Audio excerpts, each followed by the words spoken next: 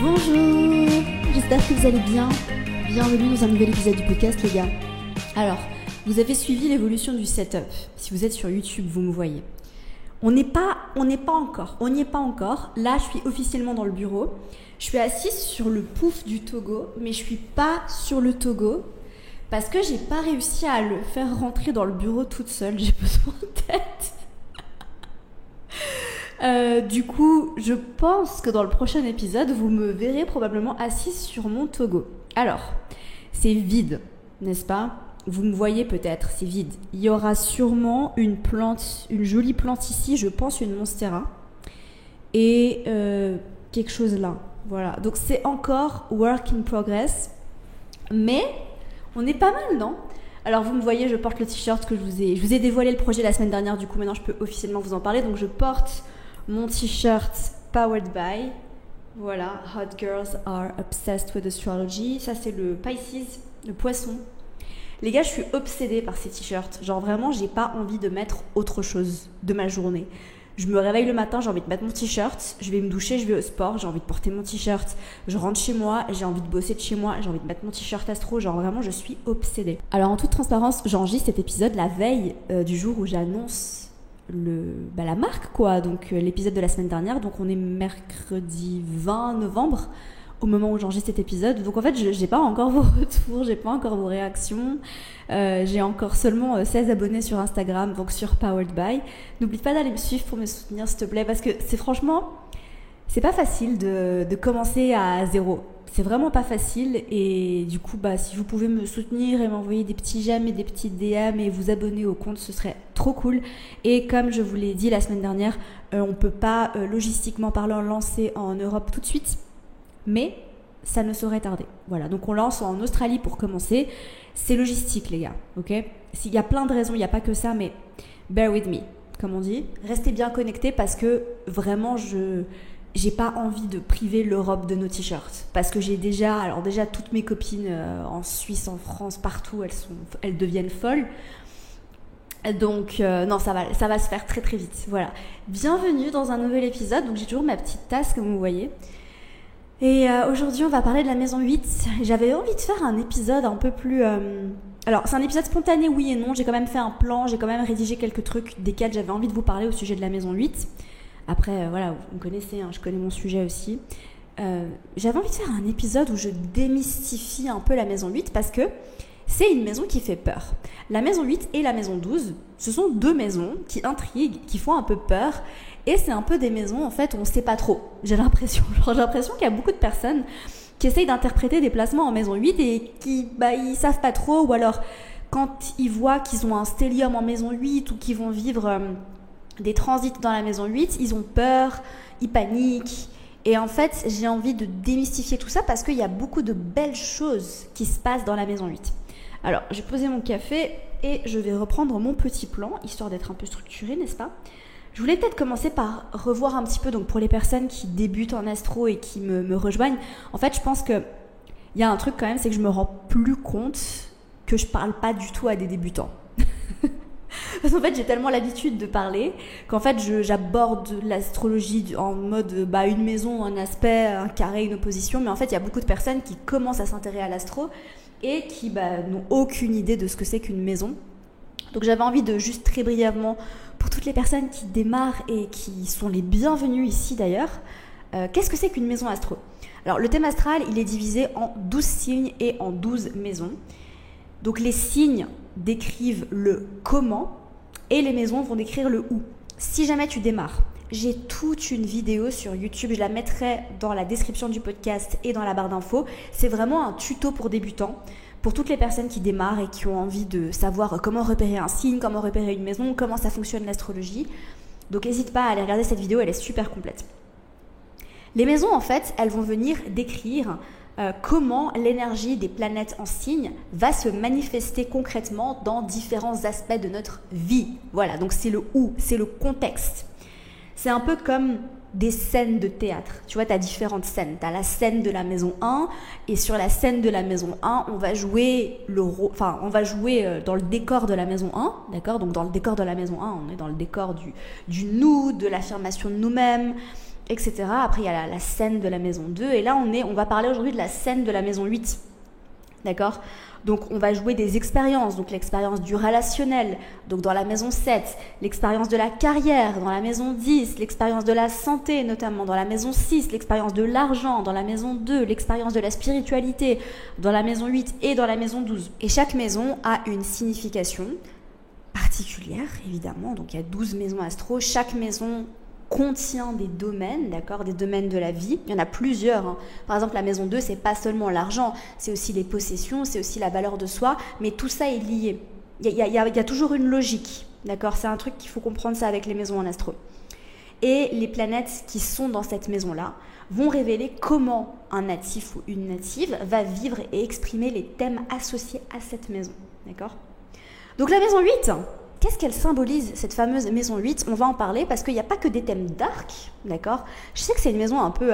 j'ai voulu enregistrer, alors c'est le dernier jour de la saison du Scorpion.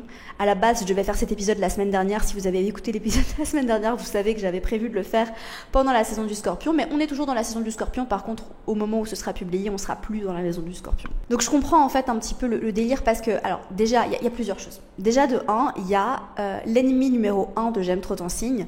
Qu'est-ce que c'est l'ennemi numéro 1 de J'aime trop ton signe ? Toi qui me regardes peut-être depuis longtemps, tu le sais peut-être. Je te laisse 3 secondes pour le mettre dans les commentaires, fais pause sur la vidéo. L'ennemi de J'aime trop ton signe, ce sont les personnes qui ne captent pas vraiment ce que c'est que l'astrologie et qui ont une vision très pessimiste et négative et noire et déterministe. Et les trucs que tu lis sur certains blogs, pas sur tous les blogs, mais sur certains blogs en mode si tu as un stellium en maison 12, tu vas forcément vivre une vie isolée, loin de tout, tu vas vivre des épreuves, machin. D'accord ? Ça, c'est l'ennemi de J'aime trop ton signe. Je comprends parce que les ennemis de J'aime trop ton signe... Il n'y a pas que des blogs, il y a aussi certains comptes Instagram, mais je ne suis pas, donc je ne fais pas attention. Mais je sais qu'ils sont là, je sais qu'ils existent, d'accord ? Pas que dans la sphère francophone, hein, je parle de vraiment worldwide, hein, vraiment à travers le monde. Les ennemis de J'aime trop ton signe qui vont diaboliser la maison 8 et qui vont dire que c'est une maison qui est dure et... Voilà, donc il y a ça. Et l'autre chose aussi, c'est qu'en fait, elle est évidemment associée à des thèmes qui intriguent et à des thèmes plus sombres. Mais attention, chez J'aime trop ton signe, on sait que sombre, pas égal mauvais. Sombre égale sombre. C'est pas négatif, c'est pas mauvais, c'est sombre. D'accord ? Tout ce qui est lumineux, c'est pas positif, c'est pas bien, c'est lumineux. Je pense que vraiment, il faut vraiment, Amina, oui. Je pense qu'il faut en fait qu'on commence vraiment à détacher la connotation négative qu'on peut avoir avec ce qui est sombre. Parce que ce qui est sombre n'est pas négatif, d'accord ? La maison 8, elle est très très vaste et c'est une maison qui représente pour moi aussi vraiment un portail vers des expériences intenses. C'est une maison intense. La maison 8, elle est associée au signe du Scorpion. Attention, je dis bien associée, parce que Scorpion, pas égal maison 8. J'ai fait tout un épisode de podcast là-dessus, d'accord ? Sur signe, pas égal maison. Je te laisserai aller chercher. T'es une grande personne.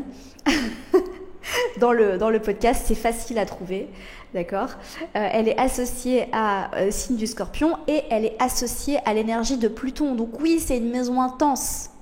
Mais intense ne veut pas dire mauvais.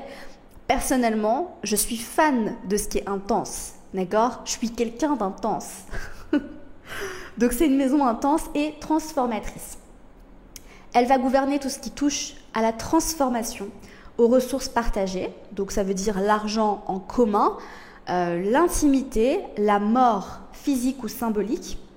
Alors attention parce que la mort c'est aussi quelque chose qu'on retrouve dans la maison 12, mais dans la maison 12 c'est plutôt en termes de fin de cycle. Au tabou, donc à tout ce qui est tabou. C'est tout ce qu'on va mettre sous le tapis. C'est tout ce qu'on a... Tu vois, les trucs desquels on n'a pas trop envie de parler. Moi, c'est mes sujets préférés. Tu vois, franchement, tous les sujets de la maison 8, c'est les sujets que je préfère aborder quand je vais rencontrer quelqu'un. C'est pour ça que je suis fan de la maison 8, les gars. Vraiment. Aux crises profondes qui vont marquer des tournants de la vie. Alors, il y a plusieurs choses très importantes par rapport à ça, donc je vais revenir là-dessus et je vais vraiment développer un peu plus tout ça, Parce que ce que je pense vraiment de la maison 8, c'est que c'est une maison incroyable. Et alors vraiment, j'ai pas de maison préférée. Je réfléchis en même temps que je te dis ça, mais évidemment j'ai des préférences. Mais je trouve qu'elles sont toutes uniques, évidemment, parce qu'elles sont toutes uniques. Et elles ont toutes quelque chose de très fort. Et elles sont toutes associées à quelque chose de magique et d'incroyable. Donc vraiment, épisode de podcast qui a pour but de démystifier la maison 8 et peut-être de ramener à la lumière certaines choses qui sont mal comprises. La maison 8, c'est une maison, comme je te l'ai dit, de transformation et de renaissance. Ça, c'est mon sujet préféré du moment parce qu'en fait, l'année passée, donc toute l'année 2024, donc à partir... en fait, ça fait 1 an, voilà. Ça fait littéralement 1 an que j'ai déménagé à Bali. J'ai débarqué à Bali il y a 1 an. Après, in and out, je suis partie en Australie, je suis revenue en Europe vite fait. Mais j'ai vécu la transformation la plus intense et la plus profonde de toute mon existence. Vraiment. Cette dernière année, elle a été... C'est vraiment la plus grosse transformation que j'ai vécue. Et c'est...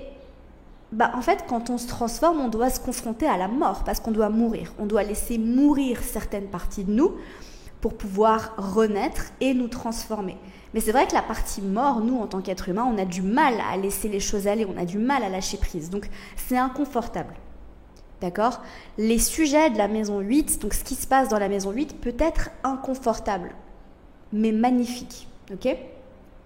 Donc, on doit laisser mourir pour laisser place à une nouvelle version plus évoluée de nous-mêmes. Mais alors, je te dis que tu vois, quand tu es de l'autre côté. Là aujourd'hui, j'ai l'impression que je suis de l'autre côté, même si je suis en perpétuelle transformation. Surtout quand je suis à Bali, les gars. Vraiment, il y a vraiment un truc sur cette île. Il y a une énergie. Si tu es déjà venu, tu le sais. Hein. Mais je suis en perpétuelle transformation. En fait, je vois que j'évolue à un rythme beaucoup plus rapide depuis que je suis ici.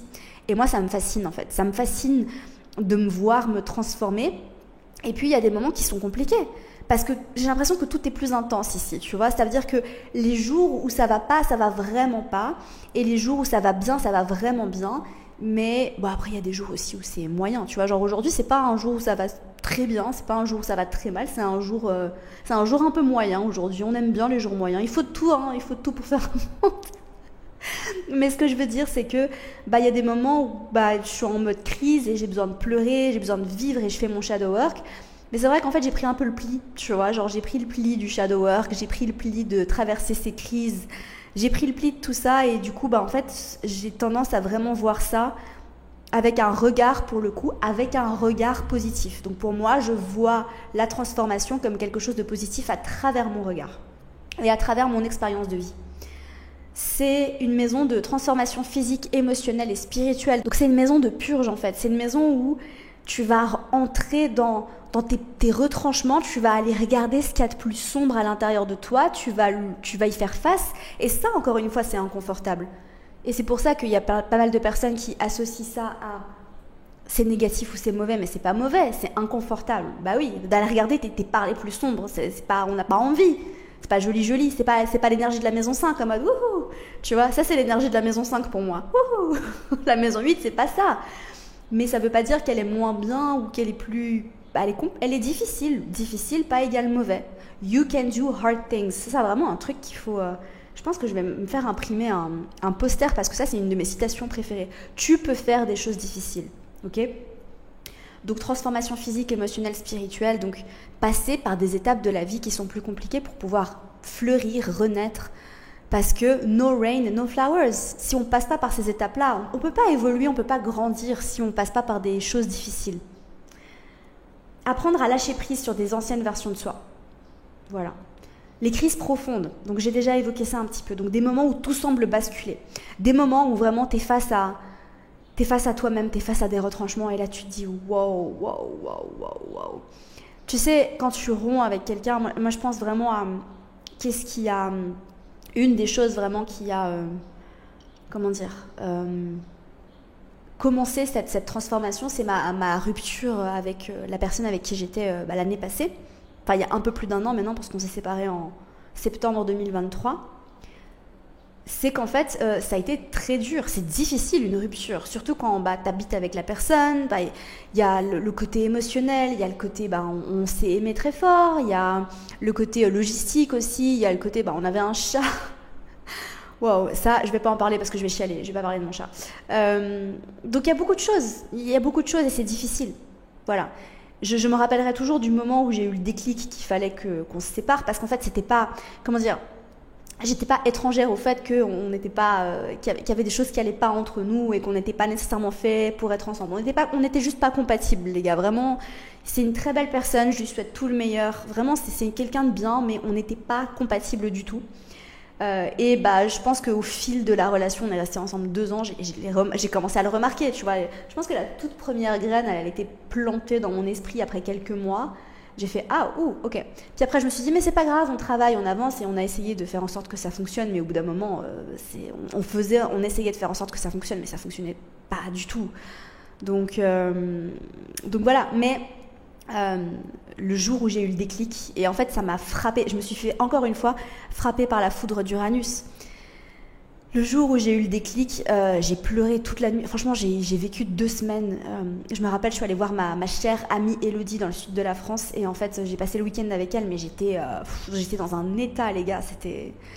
C'était dur, quoi, le jour où tu ouvres les yeux là-dessus. Et après, il y a eu la rupture en elle-même. Et c'est dur de laisser aller quelqu'un. Et je me rappellerai toujours, c'est le moment où j'ai eu le déclic, c'est ce qui s'est passé dans ma tête, c'est je vais tout perdre, en fait. Là, je vis à Lisbonne, j'habite dans un appartement, j'ai un chat, j'ai un mec, je vais quitter cette relation, je vais perdre tout ça. Donc c'est le moment où tout bascule. C'est ce que je te disais. Et après, en fait, ce qui s'est passé, c'est que j'ai débarqué à Bali et c'est qu'aujourd'hui, je suis plus épanouie que jamais. Donc aujourd'hui, j'arrive à vraiment voir ces moments-là comme des moments magiques. Parce que, en fait, quand t'es dans ces moments-là, sur le moment, c'est dur. Et en plus, je me rappelle, j'avais des problèmes... j'avais d'autres problèmes. Il y a plein de choses qui sont arrivées en même temps. Donc je devais deal avec la rupture et je devais deal avec d'autres problèmes, avec d'autres personnes qui étaient vraiment dures. J'étais en mode crise, les gars, hein, vraiment... je me rappellerai, c'était très dur, j'avais l'impression d'avoir touché le fond. Parce que non seulement je devais gérer mon petit cœur qui était brisé, et en plus de ça, j'avais des problèmes assez sérieux avec d'autres personnes. Bref, c'était vraiment très dur. Voilà, j'avais l'impression que tout basculait. Épreuves émotionnelles, défis financiers, bouleversements relationnels, voilà, c'est des épreuves émotionnelles. Les défis financiers aussi, ça fait partie de tout ce qui est lié à la maison 8, parce que c'est une maison de ressources partagées. Je reviens là-dessus juste après. Ce qu'il faut comprendre en fait, c'est que ces crises vont devenir des opportunités de transformation si elles sont acceptées avec conscience. Ça veut dire en fait que il faut vraiment que tu définisses le regard que tu vas porter sur ce qui se passe, d'accord, par rapport à tout ce qui est en lien avec la maison 8. Alors c'est une maison de mort et de renouveau, donc mort symbolique. Donc ça peut être la fin d'anciennes croyances, la fin d'anciennes habitudes, donc des habitudes toxiques, ou la fin de relations aussi, d'accord. Donc c'est des morts symboliques. Des cycles de mort et de renaissance qui vont laisser la place à quelque chose de plus authentique. Donc c'est abandonner quelque chose pour renaître avec une nouvelle vision de nous, de la vie, une nouvelle version de nous. D'accord ? Ça, c'est un point très important. Ensuite, la maison 8, c'est une maison de tabou et de sexualité. Donc c'est la maison de tout ce qui est caché, non dit, secret. Donc de tout ce qu'on aime mais qu'on n'ose pas avouer. Je parle de ça en long, en large et en profondeur dans Astrosex. Parce que quand on étudie la maison 8, on ne parle pas seulement de nos désirs sexuels, mais on parle aussi en fait de comment on peut utiliser l'énergie de la maison 8 pour se transformer à travers le rapport à la sexualité. Je te mettrai le lien du workshop Astrosex si jamais tu as envie de transformer ta relation à ta sexualité en utilisant l'astrologie. Il a eu un succès de dingue, genre vraiment c'est vraiment le workshop que j'ai le plus vendu. Après c'est aussi un sujet que... j'adore, donc peut-être que je l'ai un peu mieux vendu, j'avoue, parce que c'est un peu, j'avoue, Astrosex c'est mon workshop préféré, voilà, entre toi et moi. Dans le podcast, j'ai le droit de le dire, on va dire ça. Tout ce qui est caché, tout ce qui est secret, tout ce qui est non dit, donc les trucs qui te font un peu honte. Tu vois, les trucs qu'on fait, qui nous font un peu honte, ça, tout ça c'est représenté par la maison 8. Donc la sexualité comme un espace de transformation, ça c'est ce que je te disais, où on va se dévoiler entièrement à l'autre. Puisque la maison 8, c'est une maison d'intimité. Quand tu réfléchis à la logique en fait des maisons, donc les maisons se suivent, il y a une logique. En maison 7, on se marie. La maison 7, c'est une maison de mariage. Et la maison 8, c'est une maison d'intimité. C'est la maison dans laquelle on va connecter de façon profonde à l'autre. C'est la maison où, tu vois, parce que quand tu réfléchis vraiment à... C'est plus le cas aujourd'hui, c'est plus tellement le cas... Ah, attention, non. C'est plus le cas dans la majorité des cas en Occident. Dans beaucoup de parties du monde, c'est encore une réalité. Mais à l'époque, tu réfléchis à l'époque où les systèmes de maison ont été dressés, le mariage, c'était un contrat. On ne se mariait pas par amour. Si tu regardes Bridgerton, tu le sais, c'est une grosse thématique dans cette série. On se marie parce que on se marie avec le voisin, parce qu'il y a une question de terre. Voilà, on ne se marie pas parce qu'on s'aime. Du coup, on se marie et ensuite, on apprend à voir l'autre. On apprend à connecter à l'autre de façon intime. Donc, une des façons de connecter de façon intime, c'est à travers la sexualité. Mais on voit l'autre dans ses parts d'ombre. Ça nous reflète à nous-mêmes. Donc, c'est en ça, en fait, qu'on suit la maison 7 à la maison 8. Parce que la maison 7, c'est aussi le reflet de nous-mêmes. Ok ? Si tu as envie que je te fasse d'autres épisodes du même type sur les autres maisons, n'hésite pas à me le dire dans les commentaires. Mon idée, c'était de faire ce que je pense vraiment de la maison 12 après, parce que c'est une autre des maisons qui est hyper mal comprise. Mais si tu as une maison en tête que tu comprends un peu moins bien, n'hésite pas à me le dire dans les commentaires. Je suis toujours hyper attentive à tout ce que vous me dites. Donc ce que je te disais, oui, c'est que la maison 8, c'est une maison où on va connecter en profondeur. Voilà, c'est une maison deep, la maison 8, tu vois. Mais c'est pour ça aussi que j'adore la maison 8, c'est parce que moi, c'est mes sujets préférés, avoir des conversations profondes. Oh mon Dieu. T'es avec ton crush. Oh mon Dieu, les gars. Oh là là. Je suis en kiff. Ça, c'est la maison 8. T'es avec ton crush. Tu vois, t'es chez toi, tu tamises un peu les lumières. Et là, vous vous regardez droit dans les yeux et vous avez des conversations hyper deep et hyper profondes sur vos blessures, sur vos schémas, sur votre enfance, sur la sexualité. Genre, tu regardes dans les yeux et tu lui demandes qu'est-ce qu'il aime faire. Oui. Oh mon Dieu! Est-ce qu'on peut faire ça tous les jours, s'il vous plaît? Est-ce qu'on peut faire ça tous les jours? Genre vraiment, je suis archi fan. Ça, c'est la maison 8, d'accord? J'espère qu'à travers ça, parce que je sais que vous êtes beaucoup à adorer ça. Donc si vous êtes beaucoup à adorer ça, aujourd'hui, vous allez changer de regard sur la maison 8 et aujourd'hui, vous allez aimer la maison 8 parce que ça, c'est la maison 8, les gars. Ça, c'est la maison 8. Alors la maison 8, c'est aussi une maison de pouvoir personnel et de pouvoir psychologique. Comme je te l'ai dit, elle est associée à l'énergie de Pluton. Donc le pouvoir personnel qui va découler des maîtrises et de nos ressources intérieures. Donc de notre... le mot empowerment. En français, il est archi moche. C'est empouvoirment. Mais c'est ça en fait. C'est notre capacité à nous sentir puissants. Donc ça, c'est associé à la maison 8. Donc la maison 8, c'est aussi la compréhension des dynamiques qui vont être cachées et des comportements, dans les comportements et dans les relations. Ça veut dire que par exemple, avec la maison 8, donc avec l'énergie de la maison 8, on va pouvoir avoir une très bonne compréhension, donc les placements en maison 8, des intentions cachées des autres. D'accord ? Donc ça veut dire que tu captes en fait ce qui se passe vraiment. C'est pas ce que tu vois, c'est tout ce que tu vois pas. Tu vois, ça c'est ce que je te disais, c'est une maison de tabou, de secret. Mais du coup, alors la maison 8 c'est aussi une maison d'invisible. La maison 12, pardon, c'est aussi une maison d'invisible. Enfin, c'est plus particulièrement une maison d'invisible. La maison 8 c'est une maison d'intuition. C'est une maison de tu me le dis pas, mais je le sens. Tu me dis pas ce qui se passe là entre nous, mais je sens ce qui se passe là entre nous. Je sens qu'il y a une tension sexuelle.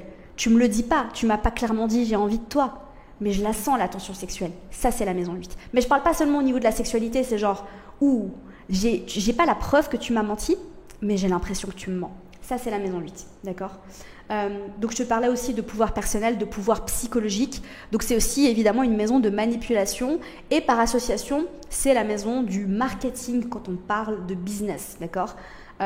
Parce que c'est la maison de la psycho. Donc les personnes en fait qui ont beaucoup de placements en maison 8, souvent elles sont fascinées par la psychologie humaine, elles ont envie de comprendre en fait toutes les dynamiques de tout ce qui se passe à travers la psychologie. La maison 9, c'est une maison de philosophie, maison 8, psychologie. C'est la maison des ressources partagées, donc financières ou émotionnelles. Donc apprendre à gérer ce qui ne nous appartient pas entièrement. Donc c'est la maison de l'investissement. Quand tu investis en bourse, tu es en maison 8. Quand tu fais un achat IMO, tu es en maison 8. À moins que tu aies payé avec ton argent et que tu n'aies pas fait de prêt. Quoique, ça reste un investissement, donc ça reste en maison 8. Okay, ça, c'est un truc à comprendre. Quand tu crées un compte commun, quand tu es en couple et que tu crées un compte commun, que tu mets ton argent en commun, ressources partagées, maison 8. Les banques représentées par la maison 8, d'accord ? Donc c'est pour ça que, après, quand on interprète un thème astral, tu peux vraiment te servir de ça pour comprendre certaines choses. Par exemple, si tu vois que quelqu'un a, je sais pas, le maître de la maison 10 et le mettre de la maison 6 en maison 8, tu peux te dire c'est une personne qui va potentiellement avoir un attrait pour la finance, donc avoir envie de travailler dans la finance, qui va potentiellement travailler en banque, ou alors qui va potentiellement travailler dans les domaines psychologiques ou un peu plus dark en lien avec la transformation, la guérison, etc. D'accord ? Après, on a d'autres indices dans le thème astral qui nous guident. Est-ce que ce sera plutôt finance ou est-ce que ce sera plutôt guérison, transformation, etc. D'accord ? Alors la maison 8, c'est aussi la maison de l'héritage et de l'argent des autres. Donc j'ai mentionné ça. Donc oui, c'est une maison où on va recevoir de l'argent qui ne nous appartient pas à la base. D'accord ? La maison 8, c'est aussi une maison de spiritualité et de tout ce qui est mystère caché. Donc explorer les mystères de la vie, les forces invisibles. Donc ça, c'est aussi lié à l'énergie de la maison 12, d'accord ? C'est une maison de recherche spirituelle, de sciences occultes et de guérison, d'accord ? Donc certains placements en maison 8 peuvent très clairement indiquer des dons de médiumnité. Maison 8 et maison 12, d'accord ? Donc il y a quand même un lien. Mais je dirais quand même que maison 8, c'est plus intuition très très forte, mais c'est aussi aller regarder ce qui se passe dans d'autres mondes en fait, avec la maison 8. C'est toutes ces dynamiques cachées, c'est tout ce qui est les liens énergétiques, tu vois, les cordes énergétiques, ça c'est très maison 8, d'accord ? Et en fait, quand on est dans une quête spirituelle, de recherche spirituelle, quand on fait un travail de l'ombre sur soi, dans le but d'évoluer spirituellement, ça c'est aussi lié à la maison 8. C'est une maison de guérison et de régénération, donc de guérison profonde du corps. Tu vois, par exemple, imagine tu t'es fait opérer et tu as certains organes de ton corps qui doivent guérir, se régénérer. Ça, c'est lié à l'énergie de la maison 8, d'accord ? C'est une maison aussi qui va parler de guérison de l'esprit et de guérison de l'âme, évidemment, et qui va nous aider à nous libérer des blessures du passé pour nous reconstruire. Donc voilà les gars, vous avez, je l'espère, changé un petit peu d'avis sur la maison 8. Donc c'est une maison qui est riche, c'est une maison qui est puissante, et c'est une maison qui est incomprise selon moi, vraiment. Parce que c'est vraiment une maison qui est le lieu de renaissance et de transformation profonde. C'est une maison qui nous aide à traverser des crises, à comprendre les mystères de la vie, à gérer nos ressources partagées, à cultiver une connexion spirituelle. Et c'est vraiment une maison de développement personnel plus. Donc vraiment, moi, j'ai un regard très bienveillant sur la maison 12 parce qu'il n'y a pas de lumière s'il n'y a pas d'ombre. Et toutes les maisons ont leur place en astrologie. Voilà. Sans la maison 8, toutes les autres maisons qui suivent et toutes les maisons qui précèdent ne font pas sens. C'est une pièce indispensable au puzzle. Je vous laisse là-dessus. C'est un peu une punchline ça, non ? C'était la petite punchline de la fin. Je reprends mon café. Je vous laisse les gars, j'espère sincèrement que vous avez adoré cet épisode. Comme d'habitude, n'hésitez pas à vous abonner à la chaîne YouTube, à vous abonner au podcast parce qu'apparemment, il y a une nouvelle règle sur Apple Podcast. Si vous n'êtes pas abonné au podcast et que vous n'écoutez pas tous les épisodes, en fait, ils apparaissent plus dans votre feed, donc vous ne les voyez plus. Donc, n'hésitez pas à suivre le podcast sur Spotify et sur Apple Podcast pour ne rater aucun épisode tout simplement. Voilà, et à vous abonner sur YouTube. N'hésitez pas à me regarder sur YouTube si jamais vous voulez voir l'évolution du décor et de tout ce qui va se passer. Je pense que la prochaine étape, ça va être de mettre une petite plante ici. Voilà. Une jolie petite plante un peu verte comme ça. Et puis après, on verra ce qu'on va faire. Mais voilà, j'espère que la semaine prochaine, je serai sur mon Togo. Bon, le vrai, pas seulement le pouf. Mais on était bien quand même là. Envoyez-moi vos petits DM sur Instagram si vous avez aimé l'épisode. Envoyez-moi un emoji papillon. Parce que je sais que des fois, on n'a pas le temps d'écrire des messages longs, etc. Mais si vous avez kiffé l'épisode, venez me soutenir. Envoyez-moi un petit emoji papillon en DM @j'aime trop ton signe. Allez suivre poweredby.shop. Je mettrai le lien dans la description et dans la barre d'infos sur YouTube pour que vous puissiez aller suivre les t-shirts Astro et aller vous procurer le t-shirt de votre signe très bientôt, coming soon en Europe, que ce soit en Suisse, France, Belgique, Italie, Espagne, Danemark, bref, voilà, partout. Moi, je vous retrouve la semaine prochaine pour un nouvel épisode du podcast. Prenez soin de vous et c'est tout. Bye!